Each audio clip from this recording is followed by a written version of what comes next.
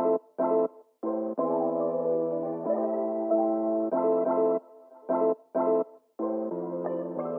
hello, I'm Ken, I'm with Code and Theory, and I am with Thomas de Pariente. How'd I do? I'm very fine. Thank you very much for the invitation. We have the Deputy Mayor of Cannes with us today, and we're going to talk a little bit about this magical place that, you know, creativity comes to be celebrated both in film and advertising, but there's much more, right? Sure, creativity is what we host. And Cannes is famous for hosting amazing events, for hosting people, and we are known as the land of tourism. Leisure tourism, but also business tourism. And among this business tourism, there are many international reputed symposium and summits on creativity. So, of course, the Festival de Cannes, which is the most famous cultural event in the world, right? And of course, the Cannes Lions. The Cannes Lions is a huge one. It's becoming something tremendous, and seen from our window, you have no idea of how happy we are to welcome you. But you also have many big festivals like the MIPIM, the MIDEM, the MIPCOM, like Cannes series that our mayor David Lisnard has created and launched, which aims to become the Cannes Film Festival for series. And creativity is always what we are happy to host, and this creates shifts in our own economic model, in our own business model as a city, and we want creativity to be the driving force before Cannes' own development. So I've noticed there's a lot of construction, and there's always progress being made here, and changes, you know, to this beautiful city. So what can we expect next year? You might expect that some works might be over. Oh, yeah. Because we know that it's important to transform our city, but according to what are its roots, it's important to refresh it, to renew it, but still keep the heritage in mind and what we've been from the beginning. But many changes, you're right, are happening here in Cannes. For example, if you go on the western side of the city called La Boca, you will find amazing places dedicated to creativity, with a brand new campus that we've created with the Université Côte d'Azur and with private investors. And this campus, which hosts more than 1,000 students, it's 100% dedicated to creativity. Creative writings, audiovisual trainings. We have more than 36 training courses, all dedicated to creativity. And apart from that, we try to host as many companies, startups, which are linked with creativity, and we try to make what our mayor David Lisnard calls cross-fertilization. I mean, getting and putting together and bringing together the students, the companies, and all the facilities that they're able to share, like, for example, studios, shooting studios, and so on. So you had mentioned companies and Yes. brands, and so how do they work with the city? And what are some opportunities that we may not be thinking about?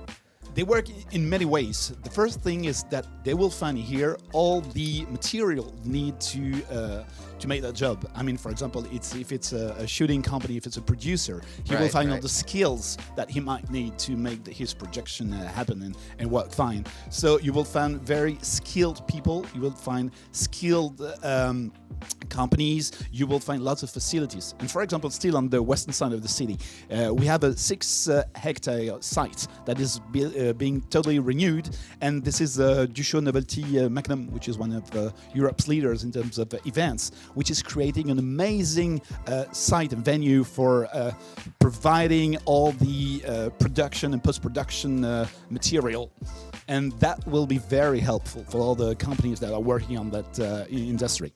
Okay, great. So I've now been here 12 years in a row. Really? You've been deputy mayor for 9 years. Exactly. So over this time, what's the biggest change, I guess, for the positive that you've seen for the creative industry specifically? Do you have 3 hours? Yeah. I'm kidding. The first one is that Cannes has become a city for students that we were not. And when I mentioned that campus, you have no idea how important it is for youth, for all the talents that we're able to attract now. This is the biggest change, I would say. The second thing is the amazing weight of culture here in Cannes. I mean, for example, if you take a city like ours, which is a small city, it's a 74,000 people city, which is not a big one actually, but the largest operating budget is dedicated to culture, meaning that we invest a lot in facilities, we host and we provide to all our institutions as much comfort as we can. For example, in Cannes, you have 2 national museums, you have a contemporary art center, you have 2 national schools, art schools, I mean, for dance and for theater and acting. You have 5 public libraries, which is huge in terms of space, which is occupied by such facilities. You have a national orchestra, a symphonic orchestra here in Cannes, and many stuff. And we are also Sorry, I said who knew? I know. We come in, we do. If I don't say who will, our exactly. mayor David Lisnau spends a lot of time explaining this things and these evolutions. But one we are very, should I say, proud of is the fact that we've become a pioneering city in France for what we create and propose to our youth. I mean, Cannes has become pioneering for generalizing education in art and culture, which is called 100% éducation artistique et culturelle. What does it mean? Every year, in every classroom, in addition to traditional schooling, from nursery school till higher education, all the kids in Cannes every year are provided and offered a project, a cultural project, in partnership and collaborations with professional artists. So they learn, they repeat, they perform, and every year these are more than 400 projects which are proposed to our youth, and every year they will find this very attractive proposition, and they have like a cultural passport that they can provide. Yes, amazing. And we're only city. It's something that the French government wants to generalize, but we are since 2017 the only city that has generalized and systematized such a policy. Great. Okay, so I think for the finale, I found something, and we're in the speakers lounge here, and Stagwell is the sponsor, and we've had many great speakers. Thank you so much for joining us. Thank you very much. But I found this in there, and it's a can of Cannes. It's the Riviera Rosé Seltzer. So I wanted to ask you if it tastes like Cannes or not. So let's try it. So why don't you take one? You're telling me like some rosé wine, which is sparkling. I don't really know. Put in a can. I don't know what it is, but it's supposed to taste like Cannes. So let's try it. We're going to decide. I'm going to let you go first. Even it's quite early. It is early. So it's sparkling. Cheers. Cheers, and thank you very much. So it's sparkling. It's pink, 70th anniversary. I mean the packaging is great, but you're telling me that some wine is put inside some can. I'm not sure what it is. Let's see. It is. It is one. It's sparkling. It's sugar. It's fun. It's typically what Cannes Lions can provide, I would say. Well, there you go. There you go. Well, thank you so much for joining us, and please tune in for the rest of the sessions. We've got lots of great stuff for you. Thank you very much.